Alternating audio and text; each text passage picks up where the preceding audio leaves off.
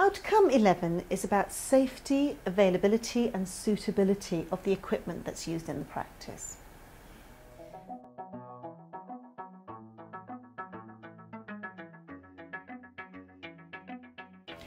In general, a patient would experience safe equipment usage. So, for example, there wouldn't be risks, visible or other risks, from electrical equipment, radiation equipment. There'd be appropriate signs up which indicate to the patient that things like fire hazards and radiation hazards have been thought through.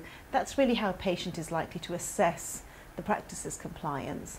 Most of the compliance for this outcome actually sits with processes and procedures that the practice undertakes and documents, as opposed to things which the patient can overtly see.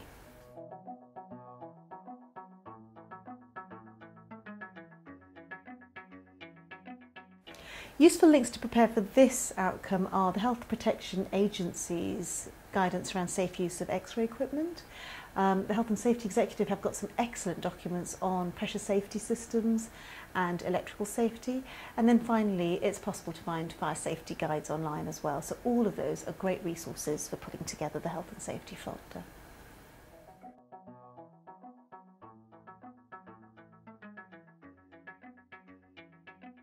In order to comply with this outcome, the first thing the registered manager needs to do is conduct a comprehensive risk assessment for health and safety, consider which contracts are in place for various equipment that is used, and then the next thing to do is to review processes and protocols, ensure, for example, local rules are displayed next to X-ray equipment, ensure that the team knows all about equipment validation and recording for equipment in the decontamination zone, and to make sure team training takes place so that team members know what's expected of them in terms of using the equipment as well as maintaining the equipment to ensure continued safety in practice.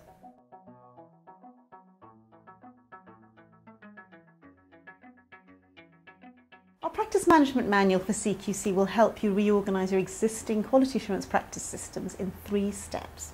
First of all, use the A3 checklist for this outcome from the back of the manual to audit your compliance. This gap analysis helps you to identify actions that will improve outcomes for people who use your services, in other words, your patients. Then use the agenda from the front half of this manual to conduct a training session for your team. It includes an attendance record, and a training pack is available from our website. Finally, show your team the results of your gap analysis for this outcome and discuss who will work on items marked amber, which you've identified that you have but may need updating, and who will action items that are marked red, which you have identified are outstanding pieces of work. Examples might include a business continuity plan. Once you've decided which audits are required to measure, monitor and modify your systems, you're ready to record your agreed action plan at the bottom of the agenda and to set a time frame for completion. For efficiency, I'd suggest you give each team member a manual so that they have a personalised individual training record and an action plan to work from. This way they can concentrate on recording and completing the tasks delegated to them and demonstrate their involvement to a CQC assessor. As a practice manager, your copy will be the master audit plan for the whole practice, as well as your master training record, helping you to ensure the practice meets the outcomes in section 4 of the CQC guidance, which is suitability of staffing.